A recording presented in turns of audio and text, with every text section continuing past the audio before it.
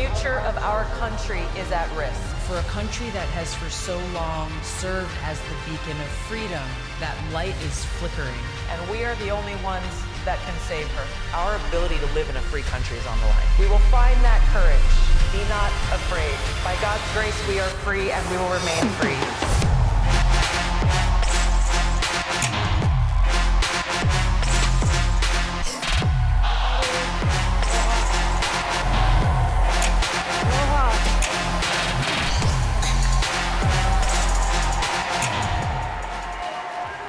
Aloha! What a beautiful sight. I love this great country, and I am so grateful to be here with all of you. I was walking around earlier today, and I feel this sense of hope, of inspiration and motivation, because you know how serious the task at hand is before us. Never before in my life did I think that we would be having to gather here in a place like this with the knowledge that our fundamental rights and freedoms, the principles of this great country, are under attack. Not by some foreign power, but from those in some of the highest positions of power right here in our own government. It's for this reason that this is the most important election of our lives. Now, you may have heard this over and over again. Oftentimes, this is a line that's used by politicians as they are running for office. I'm not on a ballot. I am here because I am terrified for what our country looks like if those in power today abusing their power are allowed to remain there. This country that we love will become unrecognizable. And my concern is that once our freedoms are lost at that point, it will be virtually impossible to get them back. We are seeing attacks on freedom of speech. We are seeing an unprecedented assault on the rule of law, the weaponization of our Department of Justice and law enforcement, the national security state, to go after Joe Biden's political opponents. We're seeing the fundamental pillars and foundations of our democratic republic being undermined. The mission that we have before us is a no-fail mission. It is a no-fail mission. And it's not up to someone else to fight this battle to defend our freedom. It is up to every single one of us as Americans.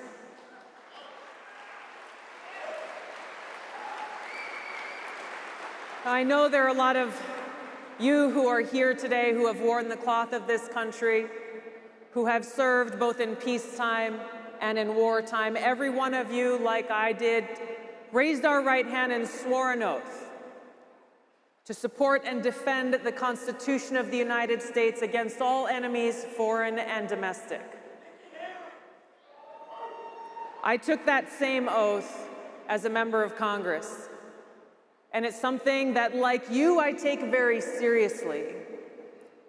And so to those who are attacking our freedoms, who are throwing our Constitution in the trash, this is real. This is real. Even if you have laid down your uniform, that oath is written onto our hearts. I joined the Democratic Party over 20 years ago. I was 21 years old in Hawaii, and maybe like some of you, back then I saw a Democratic Party that actually stood for free speech. It was a big tent open party that welcomed people from all different backgrounds, different views, even those they disagreed with. It was a party that stood up for civil liberties, a party that fought for the little guy and still celebrated that vision of Martin Luther King Jr. You fast forward to where we are today, that party is completely unrecognizable. I left the Democratic Party because it is now under the control of an elitist cabal of woke warmongers who are doing all that they can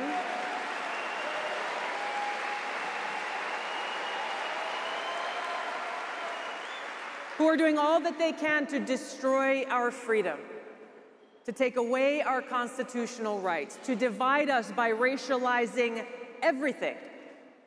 Everything has become about race, going directly against that dream of Martin Luther King Jr. They are attacking our freedom of religion. They are pushing us closer and closer to the brink of World War III and nuclear war. How could I, in good conscience, as someone who took that oath to our Constitution, be associated in any way with a party that hates freedom and is destroying the Constitution?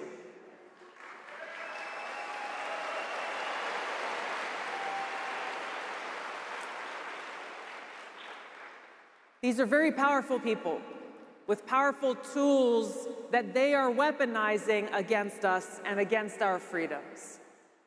But as we look to the next 5 months before us and this no-fail mission that we have, it's important for you to know that I'm not the only Democrat who's left the Democratic Party. There are many more of us than you may realize.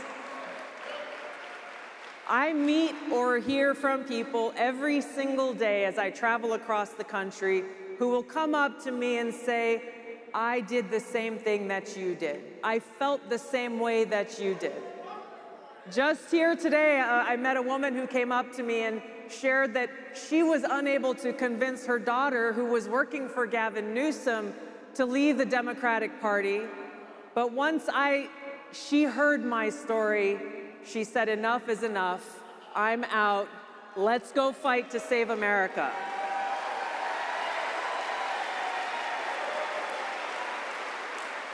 If Alexandra is watching or listening out there, keep staying strong and spreading this message of freedom. This is our opportunity, our privilege, and our responsibility as citizens in this country.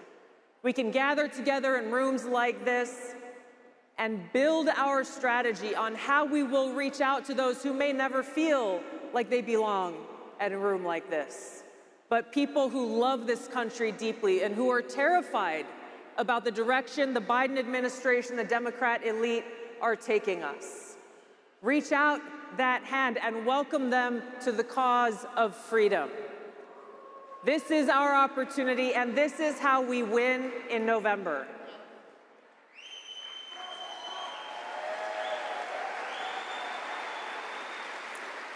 So what's at stake here? Nothing short of our freedom and the very identity and foundation of what makes this country the greatest country in the world. We've seen over just the last few years the brazen abuse of power that gets more and more brazen as the days go on. It's becoming harder and harder to ignore, even for those who aren't even paying attention to politics. We look at how, on the one hand, the Biden administration says one thing and the thing that they do is the exact opposite. President Biden has said his whole foreign policy is about democracies defeating autocracies and that he is somehow the champion of democracy. Let's look at what he's doing to our democracy right here at home. Tearing it apart. Trying to take away our right to vote for the candidate of our choosing, take away our right to express our freedom of speech. You look at how many years have they said, well, we've got a secure border. Trust me, we have a secure border. When anyone who's gone to the border like I have can see that it is not only not secure, it is wide open. Even with this latest action taken by President Biden, his executive order, all he has done in the name of securing the border is institutionalizing illegal immigration crossing this border, aiding and abetting the multi-billion-dollar human trafficking industry that the cartels are running.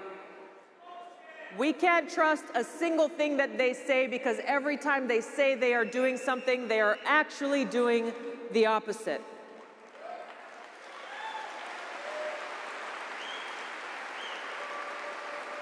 You may have seen in the news a few days ago, you had the FBI Director Christopher Wray going before Congress asking for more money because of an increasing foreign terrorist threat growing within our own borders.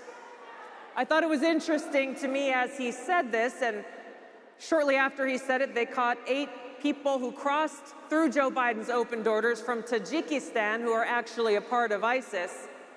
He never actually mentioned, well, the open borders are what is allowing this wide open welcome mat for these Islamist terrorists to come into our country and plan attack from within.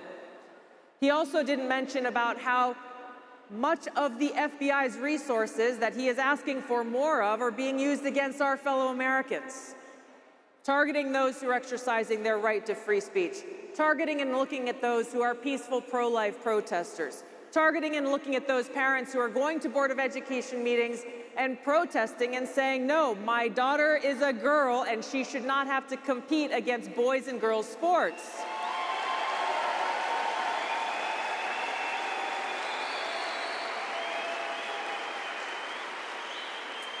So when we take a step back and we look at all of the powerful entities who are waging war against our freedom, we have the Democrat elite in Washington, the Washington establishment, law enforcement, the national security state, you have big tech, you have big propaganda media.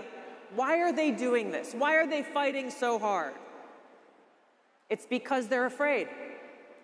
They are afraid of a free people in a free society exercising our freedoms, our voice, and making sure that we actually have a government of, by, and for the people. Because that means we will throw them out of office and send them home on Election Day.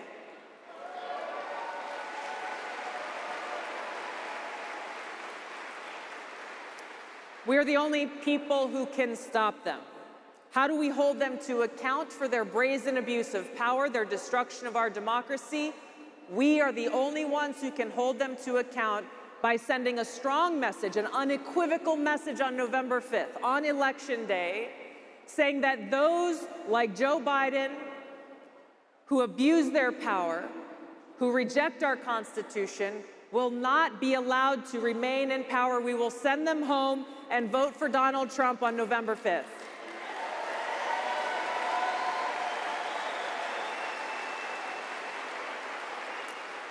I want to leave you with an important and chilling quote from President Lincoln. He gave a speech on January 27th in 1838 to the Young Men's Lyceum in Springfield, Illinois. And he said, quote, "At what point then is the approach of danger to be expected? I answer, if it ever reach us, it must spring up amongst us. It cannot come from abroad. If destruction be our lot, we must ourselves be its author and finisher. As a nation of free men, we must live through all time or die by suicide." Those in power in America today are the ones who are leading our great nation towards this suicide that Abraham Lincoln warned against. If we don't act now, if we don't take this no-fail mission to save our country seriously, we will regrettably find ourselves on the other side of this election looking back and saying, we had no warning. So how do we do this? How do we save our country? We come together filled with hope and motivated by love. Love for God, love for our fellow American, love for our country, and a deep, visceral commitment to the defense of freedom.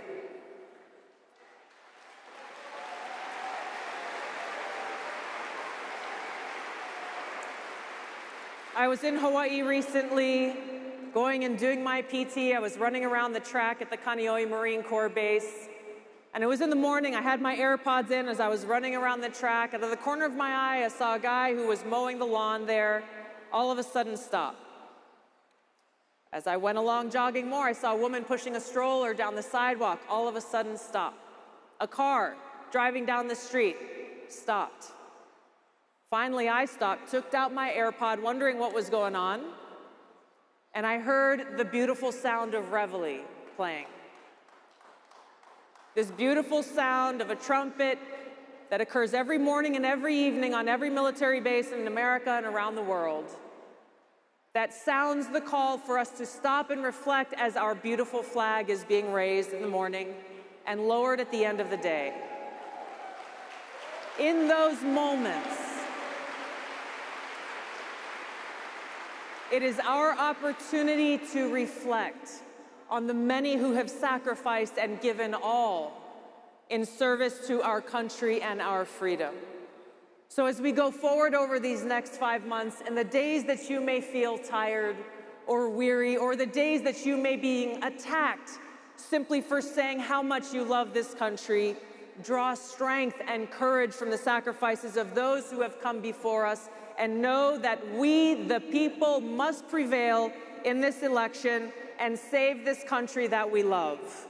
Thank you so much for being here. Thank you for standing in this fight for our freedom.